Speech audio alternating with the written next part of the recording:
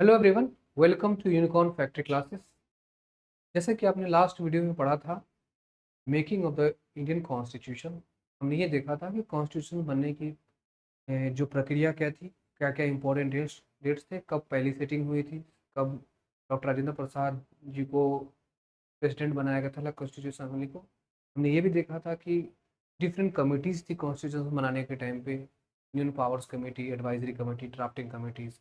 हमने drafting committees के members के भी नाम देखे थे। भीमराव अम्बेडकर जी का इन्वॉल्वमेंट देखा था, और भी सारे इंपॉर्टेंट पर्सनल को देखा था। वुमेन्स के बारे में देखा था, कैसे वो हमारे कॉन्स्टिट्यूशन मेकिंग में इन्वॉल्व थी। आज इस वीडियो में हम जानेंगे salient feature of Indian constitution. Salient का मीनिंग होता है मोस्ट इम्पॉर्टेंट या नोट और नोटिसबल, मतलब जिस पे पर्टिकुलरली ध्यान देने वाली चीज़ें हों, यानी उसके इम्पॉर्टेंट पॉइंट्स जो है, और कैसे यह इंडियन कॉन्स्टिट्यूशन जो है और कॉन्स्टिट्यूशन से थोड़ा अलग है या फिर इतना डिटेल्ड है। जब हम कहते हैं कि इंडियन कॉन्स्टिट्यूशन बेस्ट कॉन्स्टिट्यूशन है, लेंथेस्ट कॉन्स्टिट्यूशन है, तो कैसे ये इतना डिटेल्ड है और क्या इसको सबसे अलग बनाता है कॉन्स्टिट्यूशन में, आज हम इसी के बारे में पढ़ेंगे। तो सैलिएंट फीचर इंडियन कॉन्स्टिट्यूशन के बारे में आज हम स्टार्ट करने वाले हैं। तो सबसे पहली बात तो यही है कि यह दुनिया का सबसे लंबा रिटन कॉन्स्टिट्यूशन है। इसमें ओरिजिनली 395 आर्टिकल्स थे, जो आगे चल के 448 या 450 के आसपास होंगे। और उसमें स्टार्टिंग में 22 पार्ट्स थे, जो अब जाके 25 पार्ट्स हैं। स्टार्टिंग में जब कॉन्स्टिट्यूशन बना था तो 8 शेड्यूल्स थे, 12। अब नया 12 शेड्यूल्स है through different constitutional amendment acts. तो यह एक सेलेंट फीचर तो ये है कि हमारा इंडिया जो का कॉन्स्टिट्यूशन है, यह वर्ल्ड का सबसे लेंथीएस्ट कॉन्स्टिट्यूशन है।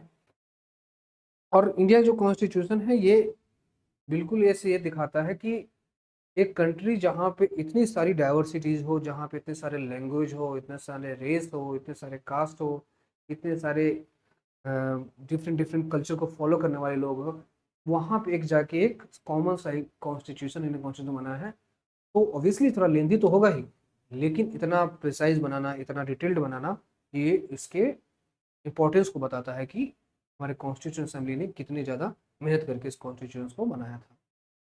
और जो हमारे कॉन्स्टिट्यूशन का जो सोर्स है, जो प्रोविजन से, जो जहाँ से उसकी आइडियोलॉजी का पता चलता है, तो स्ट्रक्चरल फ्रेमवर्क जो है मोस्टली वो गवर्नमेंट ऑफ इंडिया एक्ट 1935 से लिया गया था, कि बेसिक गवर्नमेंट स्ट्रक्चर या एडमिनिस्ट्रेटिव जो फ्रेमवर्क है, सारा कुछ 1935 गवर्नमेंट ऑफ एक्ट से लिया गया है। और फिलोसफिकल फाउंडेशन जो है, अगर हम बात करें, जैसे कि फंडामेंटल राइट्स, डीपीएसपी, ये सब चीज़ें हमने लिया था। अमेरिका से फंडामेंटल राइट लिया, और आयरिश से हमने directive principle of state policy लिया। और पॉलिटिकल सिस्टम जो पार्लियामेंट्री सिस्टम है, और पॉलिटिकल कन्वेंशन से हमने ब्रिटिश पार्लियामेंट से लिया था। तो हमारे सोर्स जो है कॉन्स्टिट्यूशन के, इन तीन फाउंडेशंस पे देखें तो, स्ट्रक्चरल से हम देखें तो गवर्नमेंट ऑफ इंडिया एक्ट से 35 का, फिलोसफिकल देखें तो फंडामेंटल और डीपीएसपी, यूएस और आयरिश रेस्पेक्टिवली, और पॉलिटिकल सिस्टम देखें तो ब्रिटिश गवर्नमेंट से लिया था। Federal system with unitary biases हमारे कॉन्स्टिट्यूशन का एक इम्पॉर्टेंट पॉइंट है, जो इसको थोड़ा अलग बनाता है बाकी सारे कॉन्स्टिट्यूशन से। जैसे कि देखिए, आर्टिकल 1 जो है इंडिया का कॉन्स्टिट्यूशन, ये बताता है कि इंडिया जो है यूनियन ऑफ स्टेट्स है, रादर देन फेडरेशन।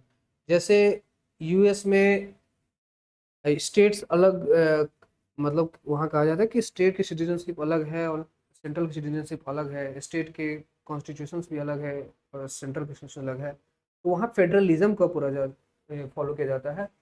हमारे यहाँ फेडरलिज्म तो है, लेकिन काशी फेडरलिज्म एक वर्ड फेमस है, उस तरह से है कि यहाँ पे सेंटर भी है और स्टेट्स भी है, तो यूनिटरी बायस है यहाँ पे। फेडरल फीचर्स की बात करें तो यहाँ पे सेंटर और स्टेट टू गवर्नेंस है, सेंट्रल भी है और स्टेट भी है। डिवीजन ऑफ पावर्स है, रिटन कॉन्स्टिट्यूशन है, बायकैमरलिज्म है, और कॉन्स्टिट्यूशनल सुपरमेसी की बात करता है। और यूनिटरी फीचर्स में क्या क्या है, स्ट्रॉन्ग सेंट्रल अथॉरिटी है, single citizenship, integrated judiciary, emergency provisions directly सिर्फ और सिर्फ यूनियन के हाथ में है, और गवर्नर्स के रोल यूनिटरी फीचर्स में है।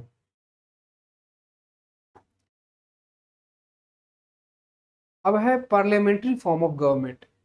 ब्रिटिश वेस्टमिंस्टर मॉडल से हमने लिया था। Indian parliamentary system ensures that executives are accountable to parliament, यानी जो भी एग्जीक्यूटिव है वह पार्लियामेंट पे अकाउंटेबिलिटी होगी उसकी, यानी जितने भी एग्जीक्यूटिव एक्शन है वो पार्लियामेंट पर अकाउंटेबल होगी। This system blends parliamentary sovereignty over the UK judicial supremacy from the USA. अगर पार्लियामेंट्री सॉवरेनिटी की बात करें तो हम यूके से लिए, और जुडिशियल सुप्रीमेसी लिए तो यूएसए से लिए है।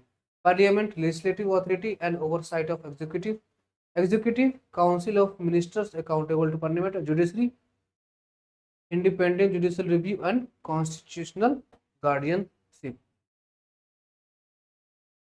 एक फंडामेंटल राइट्स हमारे जो कॉन्स्टिट्यूशन में दिए गए हैं, एक बहुत ही इम्पोर्टेंट फीचर्स या फिर उसके इम्पोर्टेंट प्रोविजंस में से है, जो हालांकि बहुत सारे कंट्रीज में है, लेकिन इंडिया का फंडामेंटल राइट्स जिस प्रोविजन से जिस फॉर्म में दिया गया है वो एक इम्पोर्टेंट फीचर बन जाता है इंडियन कॉन्स्टिट्यूशन का। जैसे राइट टू इक्वालिटी की बात करता है, और जो हमारा फंडामेंटल राइट है वो पॉलिटिकल डेमोक्रेसी के बारे में बताता है, जो कि 6 फंडामेंटल से हमें मिलता है। पॉलिटिकल डेमोक्रेसी, और ये इंडिविजुअल लिबर्टी और इक्वालिटी बिफोर लॉ को इंश्योर करता है। जैसे राइट टू इक्वालिटी की बात करें तो आर्टिकल 14 से 18 की ये कहता है कि जो भी कोई भी अगर सोसाइटी है या फिर कोई भी अगर कोई इंसान है तो उसको इक्वालिटी है, कानून की नज़रों में सभी बराबर है, और उसके साथ किसी भी तरह का कोई डिस्क्रिमिनेशन करे नहीं होगा। वो किसी भी स्टेट से आता हो, किसी भी कास्ट का हो, किसी भी रिलीजन का हो, किसी भी प्लेस ऑफ बर्थ से आता हो। और अनटचेबिलिटी की जो एबॉलिशंस हैं ये राइट इक्वलिटी में ही है। और राइट टू फ्रीडम की हम बात करें तो ये आर्टिकल 19 से 22 तक का इसमें जिक्र है। इसमें freedom of speech, assembly, movement और डिफरेंट जो फ्रीडम्स हैं उसका जिक्र है। हम आगे जाके पढ़ेंगे भी इसको डिफरेंट डिफरेंट आर्टिकल्स के थ्रू, थोड़ा और डिटेल में पढ़ेंगे। राइट टू फ्रीडम है। राइट अगेंस्ट एक्सप्लॉइटेशन भी है, कि किसी भी तरह का कोई एक्सप्लॉइटेशन किसी भी इंसान के साथ या किसी भी सिटीजन के साथ नहीं होगा। और अदर फंडामेंटल राइट्स है, फ्रीडम ऑफ रिलीजन्स भी है, कल्चरल एजुकेशन राइट्स भी है, और राइट टू कॉन्स्टिट्यूशन रेमेडीज भी है। और इस राइट टू कॉन्स्टिट्यूशन रेमेडीज को तो heart and soul of the constitution कहा गया है। इस कॉन्स्टिट्यूशनल जो आर्टिकल 32 है, इसका एक सिंपल सा ये कहने का मतलब है कि अगर किसी भी इंसान को ऐसा लग रहा हो कि उसके फंडामेंटल राइट्स के हनन हुआ या फिर एब्यूज किया गया है, वो सुप्रीम कोर्ट या हाई कोर्ट के सुप्रीम कोर्ट के पास जा सकता है आर्टिकल 32 के तहत। तो यह इंपॉर्टेंट आर्टिकल है। तो हमारा फंडामेंटल राइट्स जो गिवन है कॉन्स्टिट्यूशन में, वह एक इम्पॉर्टेंट फीचर है कॉन्स्टिट्यूशन का।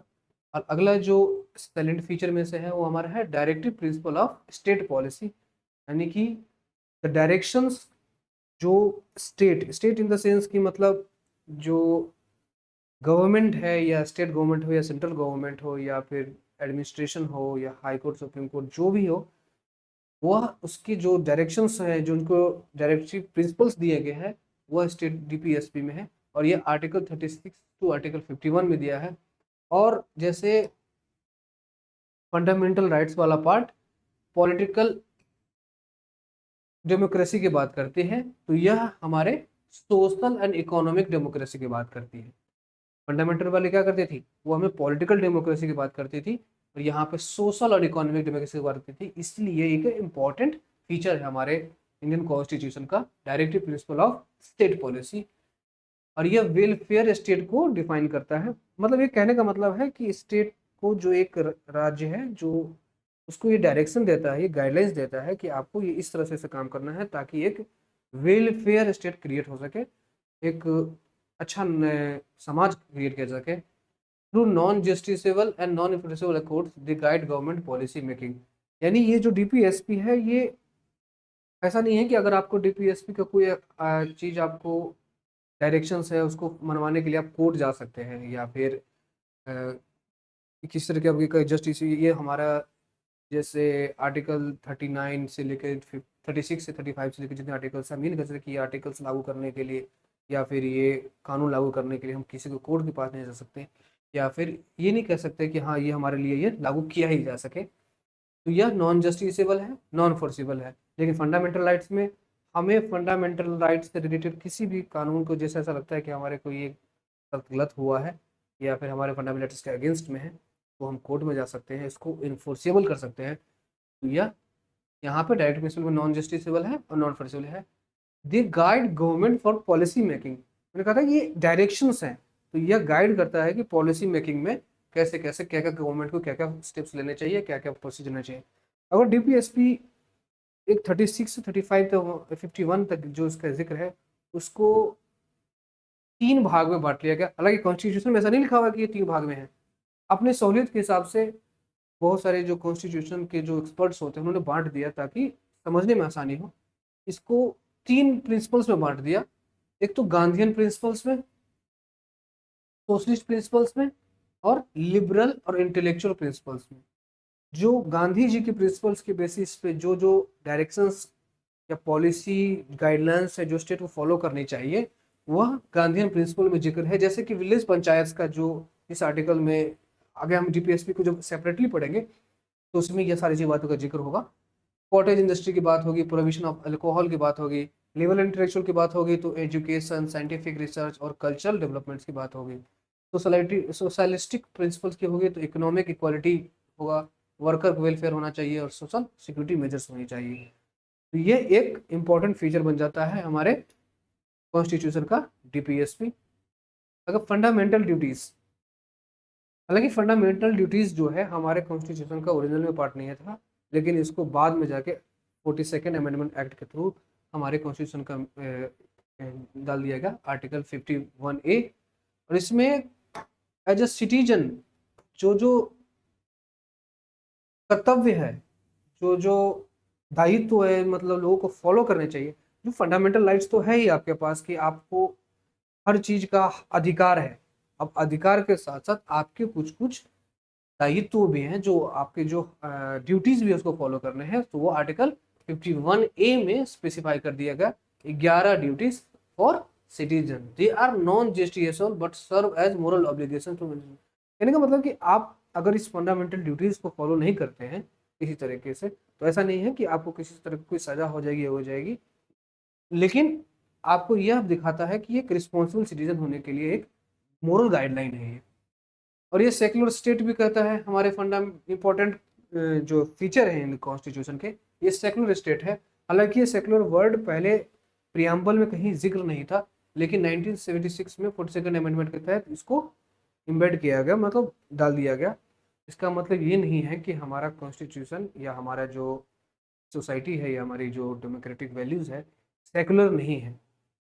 ये बात वर्ड सिर्फ लिखा गया है सेकुलर प्रियम्बल में बाद में जाके, लेकिन हमारे जो कॉन्स्टिट्यूशन का जो माइंडसेट है वो पहले से ही सेकुलर था। इस पूरे आर्टिकल जो दिए गए उसमें जो प्रॉपर वैल्यूज देखा जाते हैं उसमें आर्टिकल 14, 15, 16, 25, 30 और 44। 14 में इक्वालिटी बिफोर लॉ, यानी किसी का कोई धर्म, कोई भी प्लेस और रिलीजन हो हम कुछ नहीं देखेंगे, सबके आगे बराबर है। तो क्या दर्शाती है कि हमारा देश एक सेकुलर स्टेट है। आर्टिकल 15 किसी भी तरह का डिस्क्रिमिनेशन नहीं होगा, तो ये भी दर्शाता है कि हमारे कॉन्स्टिट्यूशन जो है सेकुलर है। 16 में इक्वलिटी ऑफ अपॉर्चुनिटीज की बात है। 25 से 30 तो खुद एक सेकुलरिटी की बात करती है, इसमें रिलीजियस फ्रीडम्स की बात करती है। और 44 जो डीपीएस में कहा है कि यूनिफॉर्म सिविल कोड होना चाहिए, ये खुद में खुद एक सेकुलरिज्म का बढ़ावा देता है। तो हमारे कॉन्स्टिट्यूशन में सेकुलर वर्ड बाद में बेशक से लिखा गया हो, लेकिन शुरू से ही जो माइंडसेट है कॉन्स्टिट्यूशन का या क्वेश्चन का जो इंपॉर्टेंट फीचर है उसमें सेकुलर है ही। और हमारा जो सेकुलरिज्म है थोड़ा वेस्टर्न से थोड़ा अलग है। जैसे कि आपको पता होगा कि जैसे 2 तरह का कॉन्सेप्ट होता है सेकुलरिज्म में, पॉजिटिव सेकुलरिज्म और नेगेटिव सेकुलरिज्म। पॉजिटिव सेकुलरिज्म का मतलब होता है कि हर जो स्टेट है, जो कंट्री है, जो नेशन है, वह एक रिलीजन के बेस्ड पे तो नहीं होगी, लेकिन वो सभी रिलीजन्स का रेस्पेक्ट करेगी। हर रिलीजन को एक ही आंख से देखेगी, एक ही नज़र से देखेगी, सबका रेस्पेक्ट करेगी। यह होगा पॉजिटिव सेकुलरिज्म, जैसे कि इंडिया में होता है। और नेगेटिव सेकुलरिज्म है कि स्टेट का रिलीजन से कोई लेना देना नहीं है और रिलीजन को बिल्कुल ही बर्खास्त करके रखना, किसी रिलीजन को कोई मायने नहीं देना है। जैसे कि फ्रांस में देखा जाता है, तो आपने एक देखा होगा कि फ्रांस में एक ये हो गया था कि स्कूल में किसी भी तरह का कोई भी अगर बच्चा ड्रेस कोड में आ रहा हो, किसी भी तरह का रिलीजियस आइडेंटिफिकेशन या आइडेंटिटी नहीं होना चाहिए। जैसे कि कोई अगर मुस्लिम है तो किसी भी तरह का बुर्का या पर्दा वो पहन के नहीं आ सकते हैं, किसी तरह का, अगर कोई क्रिश्चियन है तो लॉकेट पहन के नहीं आ सकते हैं, अगर कोई हिंदू होगा तो टीका या फिर कड़ा वगैरह पहन के नहीं आ सकते। तो वह फ्रांस में बिल्कुल ही अबेंडेंट है। तो वो हम कहेंगे फ्रांस एक नेगेटिव सेक्युलरिज्म को फॉलो करता है और इंडिया पॉजिटिव सेक्युलरिज्म को फॉलो करता है, क्योंकि हम सभी को एक आंख नज़र से देखते हैं, हम सभी रिलीजन्स को इक्वली ट्रीट करते हैं और सबको प्रोपेगेशंस का फॉलो का हम ये परमिशन देते हैं कि आप कर सकते हैं। सेक्युलर वर्ड को हिंदी में अगर संविधान में देखा जाए तो बहुत सारे लोग कह देते हैं धर्मनिरपेक्ष। एक्चुअली में उसका लिटरली मीनिंग था, यह है पंथ निरपेक्ष। आप प्रेम्बल को गौर से देखें तो वो तो धर्म सेक्युलर की जगह पे जो लिखा वर्ड लिखा हो पंथ निरपेक्ष। पंथ का मतलब है द वे ऑफ, मतलब कहते हैं कि अपने धर्म को फॉलो करने का एक तरीका। अगर कोई, हिंदू में ही बहुत सारे सेक्ट्स है सोसाइटी के, जो किसी तरीके से पूजा कर रही है, कोई किसी तरीके से कर रहा है, और मुस्लिम का तो पूरा ही अलग है इंडिया हिंदू के इससे वे ऑफ प्रीचिंग से। क्रिश्चियन का बिल्कुल ही अलग है। अब जैसे इंडिया में है कि हिंदू में ही बहुत सारे सेक्शन ऑफ सोसाइटी है जो किसी तरीके से भगवान का पूजन करती है, कोई किस तरह से भगवान को पूज रही है। यहाँ पे पंथ निरपेक्ष ज़्यादा करना है कि हिंदू में भी अगर कोई है तो उसके लिए भी सब कोई बराबर ही होगा। तो पंथ निरपेक्ष है। धर्म निरपेक्ष अलग चीज है। पंथ निरपेक्ष, धर्म निरपेक्ष कि सभी रिलीजन्स को हम अलग करते हैं। पंथ निरपेक्ष मतलब कि किसी भी रिलीजन साथ में जो वे ऑफ प्रीचिंग है, मतलब भगवान को पूजने का या फिर अल्लाह को पूजने, किसी भी तरह के पूजने का जो तरीका है वो बिल्कुल ही अलग होगा, या फिर हम सबको एक बराबर से देखेंगे। अब जो नेक्स्ट फीचर है वो है हमारे यूनिवर्सल फ्रेंचाइज को हम फॉलो करते हैं। यानी कोई भी 18 साल से ऊपर का वोटिंग एज का 18 से ऊपर है तो उसको पास राइट टू वोट का अधिकार है। हालांकि ये पहले 21 साल तक था, लेकिन 61st अमेंडमेंट 1989 में यह एज को कम करके एज 18 कर दिया राजीव गांधी के सरकार टाइम में। और ये डेमोक्रेटिकेशन और पॉलिटिकल पार्टिसिपेशन को दिखाता है यूनिवर्सल फ्रेंचाइज, यानी हर किसी को वोट का अधिकार है जो 18 साल तक है। और यहाँ पर सिंगल सिटीजनशिप है। Citizen enjoy uniform political and civil rights throughout India unlike the USA और स्टेट सिटीजन एग्जिस्ट। यानी इंडिया में मैंने पहले बताया था जो स्टेट के सिटीजन है उसको किसी भी अलग तरह के स्टेट की सिटीजन अपनी लेनी है, वो इंडिया का ही सिटीजन है, स्टेट का सिटीजन उसी टाइम पे है। लेकिन अमेरिका में आपको स्टेट का भी सिटीजनशिप लेना पड़ता है और सेंटर का भी सिटीजन होता है। और इंडिपेंडेंट बॉडीज जो हमारे पास, जो हमारे कॉन्स्टिट्यूशन में जो जिक्र है वो भी एक इम्पॉर्टेंट फीचर है। जैसे कि इलेक्शन कमीशन जो प्रॉपर फेयर इलेक्शंस कराने के लिए, जो इलेक्ट्रल रिफॉर्म्स के लिए और उसके पास ड्यूटीज़ हैं। CAG computer auditor of India जो सारे फाइनेंशियल मैटर्स को देखती है। पब्लिक सर्विस कमीशंस यानी जितने भी सिविल सर्वेंट्स या फिर उनके एग्जाम से लेकर उनके अपॉइंटमेंट सारा कुछ देखना। ये क्या करते हैं, ये ensure democratic governance and accountability, हमारे लोकतांत्रिक भावनाओं को बढ़ावा देता है। यह हमारे इम्पोर्टेंट फीचर है एक कॉन्स्टिट्यूशन के। और कॉन्स्टिट्यूशन में हमारे कुछ कुछ इमरजेंसी प्रोविजन दिए गए हैं, जैसे कि नेशनल इमरजेंसी, स्टेट इमरजेंसी या फिर फाइनेंशियल इमरजेंसी हो गया। हालांकि इमरजेंसी प्रोविजंस बहुत सारे लोग इसको नेगेटिव कॉन्सेप्ट में देखते हैं, लेकिन बहुत बार यह बहुत ज़रूरी भी हो जाता है अगर किसी तरह का लिमिटेशन किसी चीज़ पे लगाना हो तो हमारे इंपॉर्टेंट फीचर्स में से एक इमरजेंसी प्रोविजन है। यह दरअसल यह नेशनल सॉवरेनिटी और सिक्योरिटी को दर्शाता है कि मान लो कभी जंग हो गया या फिर किसी तरह का बाहरी आक्रमण हो गया या फिर किसी तरह के बैटल्स में हम इन्वॉल्व हो गए तो हम अपना डिसीजन खुद ले सके। यह बात हमारी सॉवरेनिटी को दर्शाता है इमरजेंसी प्रोविजंस में। और सिक्योरिटी को, during emergency the federal structure shifts to unitary model considering parts of the centre. मतलब अगर कोई इमरजेंसी ऐसा होगा तो जो पावर्स ऑफ जो स्टेट के जो पावर्स है वो सेंटर के पास चला जाएगा। ऐसे सारे प्रोविजन हमारे इमरजेंसी में दिए गए हैं। जैसे आर्टिकल 355 डिक्लेयर कब किया जाएगा, जब वार और एक्सटर्नल अग्रेशन हो और आर्म्ड रेबेलियन हो फिर इंडिया सिक्योरिटी। पहले इंटरनल एग्रेशन भी होता था, उसके बेसिस पे होता था। जैसे 1975 की जो इमरजेंसी है वो इमरजेंसी है वो इंटरनल इमरजेंसी की वजह से हुआ था, एक्सटर्नल एग्रेशन की वजह से नहीं। लेकिन अब वो इमरजेंसी हटा दिया गया इंटरनल। अब जो भी होगा या तो एक्सटर्नल एग्रेशन होना चाहिए या फिर आर्म्ड रिबेलियन, ऐसा रिबेलियन जिसमें हिंसा या फिर किसी तरह का आर्म्ड रिबेलियन होगा जो इंडियन सिक्योरिटी को हिट करता होगा तब जाके ये नेशनल इमरजेंसी लगेगी। सेकंड है स्टेट इमरजेंसी। इसमें अगर किसी स्टेट ने या फिर किसी स्टेट में किसी तरह का पॉलिटिकल इंस्टेबिलिटी आ गई हो, या फिर कोई अगर कोई इलेक्शन हुआ, किसी की मेजोरिटी नहीं आई और कोई फॉर्म ऑफ गवर्नमेंट नहीं बन पा रहा है, तो उस टाइम पे यह स्टेट इमरजेंसी होता है, जो आर्टिकल 356 को 366 में हो, और इसे प्रेसिडेंट रूल से बिना जाता है when constitution machinery fails in state. या फिर ऐसा भी हो सकता है कि कोई कॉन्स्टिट्यूशन मशीनरी अगर किसी स्टेट में फेल हो गया, जैसे हमने अभी मणिपुर के एग्जाम्पल में देखा था कि वहाँ पे कॉन्स्टिट्यूशनल हालात थोड़े, जो वहाँ के जो आंतरिक माहौल है वो बिल्कुल ही ख़राब हो चुके, तो वहाँ पर कॉन्स्टिट्यूशनल मशीनरी फेल हो रही थी, तो वहाँ पे स्टेट इमरजेंसी लगाना पड़ गया था। और स्टेट इमरजेंसी तब भी लगाया जा सकता है जब कभी कोई इलेक्शन हुआ और किसी तरह के कोई रिप्रेजेंटेटिव नहीं बन पाया हो, तो उस टाइम पे भी स्टेट इमरजेंसी लग सकता है। और फाइनेंशियल इमरजेंसी जो आज तक कभी लग नहीं पाया, जब फाइनेंशियल स्टेबिलिटी बिल्कुल ही ख़राब हो जाए इंडिया की, तब हम कहेंगे कि यह फाइनेंशियल इमरजेंसी लगाने वाला है। हमारे यहाँ जो इम्पोर्टेंट फीचर्स है उसमें एक ये है कि हमारे पास 3 टायर ऑफ गवर्नमेंट्स है, जैसे कि central government at the top, जो नेशनल पॉलिसीज और गवर्नेंस को देखेंगे। स्टेट पॉलिसी, स्टेट गवर्नमेंट्स में वो रीजनल को देखेंगे और रीजनल एडमिनिस्ट्रेशन और डेवलपमेंट को देखेंगे। लोकल बॉडीज जो एट द बॉटम लेवल पंचायती राज और म्यूनिसपैलिटीज को देखेंगे। यानी 3 टायर्स ऑफ गवर्नमेंट्स हमारे पास। सेंटर में तो है ही जो नेशनल इंटरेस्ट या नेशनल पॉलिसीज या फिर गवर्नेंस को देख रही है। स्टेट में अपने एडमिनिस्ट्रेशन या फिर डेवलपमेंट्स को स्टेट गवर्नमेंट देख रही है। और निचले स्तर पे हमारे पंचायती राज है, पंचायती और म्यूनिसपैलिटी स्टेट्स में शहरों में हो गए, गाँवों में पंचायतीज है। तो यह क्या है, 3 टाइप ऑफ गवर्नमेंट्स है। आर्टिकल 14 में इसका जिक्र भी है डीपीएसपी में कि विलेज पंचायत होने चाहिए। और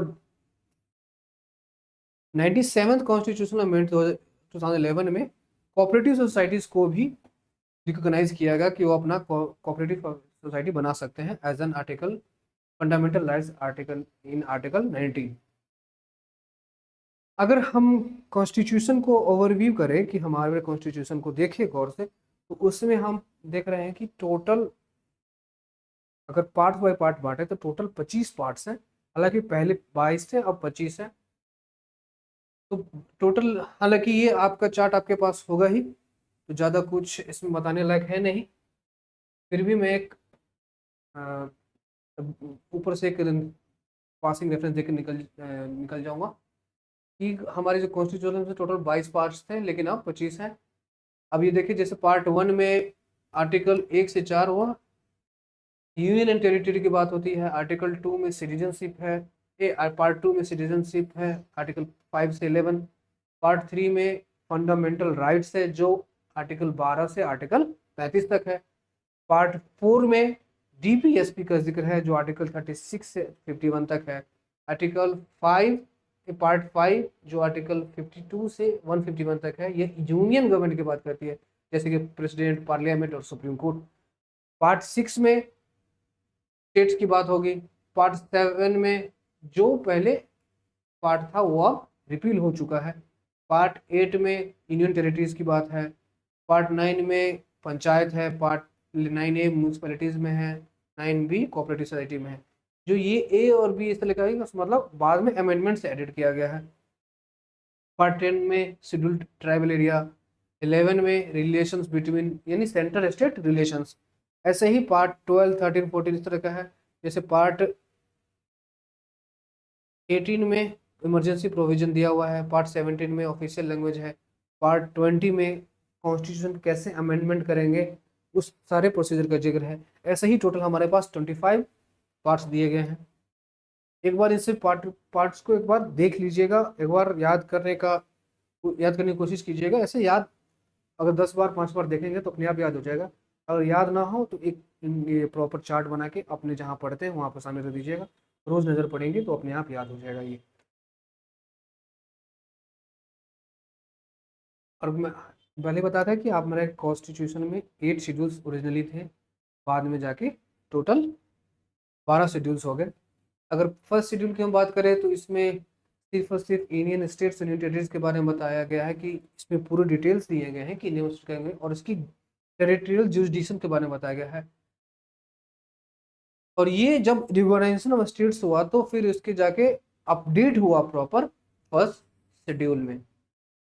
और सेकंड शेड्यूल है जो प्रोविजंस दिखाते हैं कि salary emoluments allowance and provision for president, governor of state, speaker, duty speaker of Lok Sabha, chairman duty, यानी जितनी भी सैलरीज इमॉल्वमेंट्स की बात होगी वो सेकंड शेड्यूल में है। थर्ड शेड्यूल में ओथ्स और अफर्मेशन की बात हुई है कि जो लोग पार्लियामेंट हो, स्टेट मिनिस्टर्स हो, इन सभी को जो ओथ है दिया जाएगा और अफर्मेशन की दोगे थर्ड शेड्यूल है।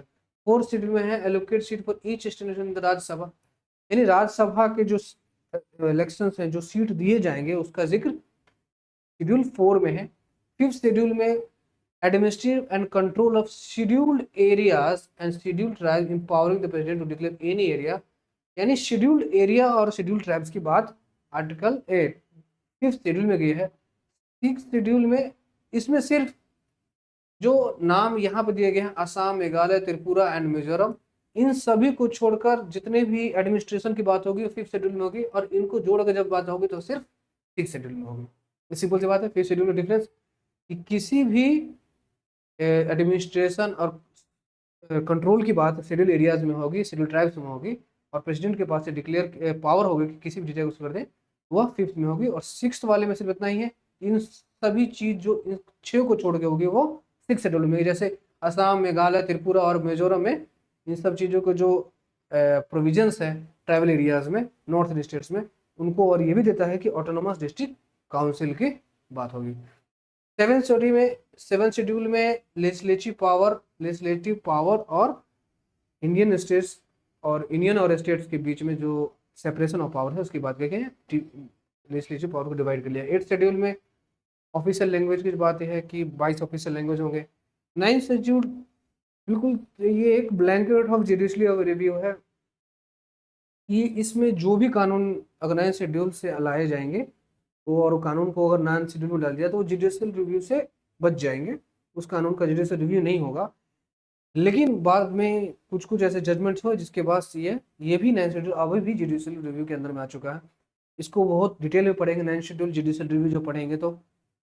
10th शेड्यूल में एंटी डिफेक्शन ऑफ लॉ, मतलब अगर कोई, जैसे हमारे कॉन्स्टिट्यूशन प्रोविज़न है कि इलेक्शंस के टाइम पे अगर कोई एक पार्टी से कोई लीडर जीत के दूसरी पार्टी में चला जाए तो एक डिफेक्शंस के लॉ लगते हैं, उसके एंटी डिफेक्शन लॉ लगते हैं, उसका जिक्र 10th शेड्यूल में दिया गया है। इसके बारे में भी बहुत ज़्यादा ब्रॉडर मतलब डिटेल्ड एनालिसिस होगा आगे चल के, हम जबकि सिर्फ इंपॉर्टेंट फीचर्स ही पढ़ रहे हैं तो सिर्फ एक हम लुक दे रहे हैं उसके ऊपर कि क्या क्या चीज़ें हैं जो हमारे कॉन्स्टिट्यूशन को इम्पोर्टेंट बनाते हैं फीचर से।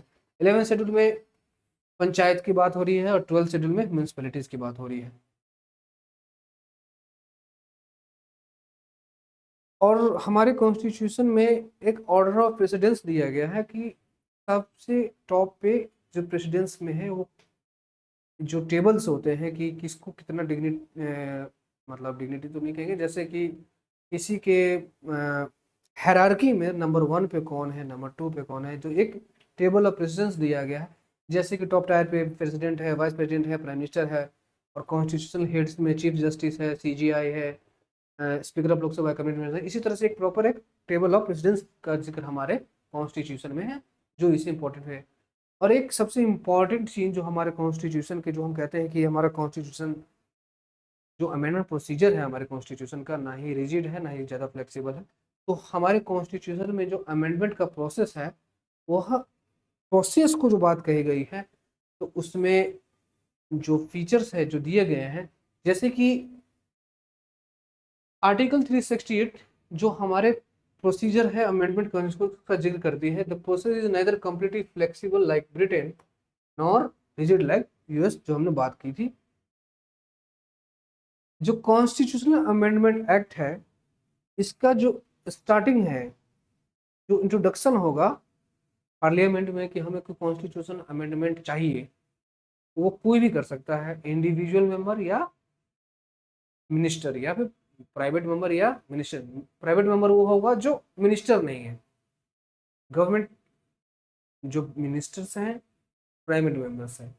तो जो प्राइवेट मेंबर मिनिस्टर नहीं है, जो मेंबर्स जो पार्लियामेंट में मिनिस्टर नहीं है वो सारे ही प्राइवेट मेंबर्स हैं। तो दोनों में से कोई भी इंट्रोड्यूस कर सकते हैं। और कॉन्स्टिट्यूशनल अमेंडमेंट एक्ट को पास करने के लिए स्पेशल मेजोरिटी चाहिए, यानी कि 50% टोटल मेंबरशिप प्लस में 2/3 of members present and voting. कहने का मतलब है अगर हमारे पास 500 लोग का स्ट्रेंथ है तो 50% यानी 250 लोग तो होंगे ही होंगे। और इसके 2/3 लोग भी इसके फेवर में हो तब जाके, या जो हमें प्रेजेंट और वोट देने वाले हो तो जाके यह हमारी स्पेशल मेजोरिटी क्रॉस होगी, तब जाके यह कानून पास होगा। और प्रेसिडेंटल एसेंट होता है, जो एक्ट है पहले लोकसभा में या राज्यसभा में जाएगा, के बाद जो पास होके प्रेसिडेंट के एसेंट के पास जाएगा। कॉन्स्टिट्यूशनल अमेंडमेंट एक्ट के एसेंट की हम बात करें तो प्रेसिडेंट को यह एसेंट देना ही देना है। यह बात 24th अमेंडमेंट एक्ट में देखी, और बाद में जाके सुप्रीम कोर्ट ने भी इसको वैलिड किया था कि कॉन्स्टिट्यूशनल अमेंडमेंट एक्ट जो है प्रेसिडेंट को एसेंट देना ही देना पड़ेगा। ही कैनॉट विदहोल्ड और रिटर्न।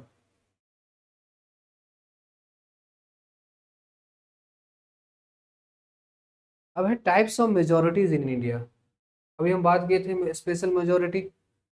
मेजोरिटी जो हमारे कानून, जो लॉज हमारे, जो एक्ट्स हमारे पार्लियामेंट में जाता है, तो ये देखना होता है कि यह पास किस मेजोरिटी से होगा, किस, जैसे कोई सिंपल मेजोरिटी है या फिर एब्सोल्यूट मेजोरिटी है, स्पेशल मेजोरिटी है या इफेक्टिव मेजोरिटी है। ये सब चीज़ देखने के बाद हम किसी भी एक्ट को या पास करने का एक प्रक्रिया को फॉलो करते हैं या प्रोसीजर को फॉलो करते हैं। अगर सिंपल मेजोरिटी की बात होगी तो मतलब जितने मेंबर्स हैं, majority of members present and voting. Absolute majority, majority of total membership regardless of vacancy, मतलब वैकेंसी कुछ भी हो, मेजोरिटी है। जैसे मान लो अगर 550 है तो इसकी 50% प्लस वन मेजोरिटी चाहिए ही चाहिए, हम वैकेंसी चेक नहीं करेंगे इसमें।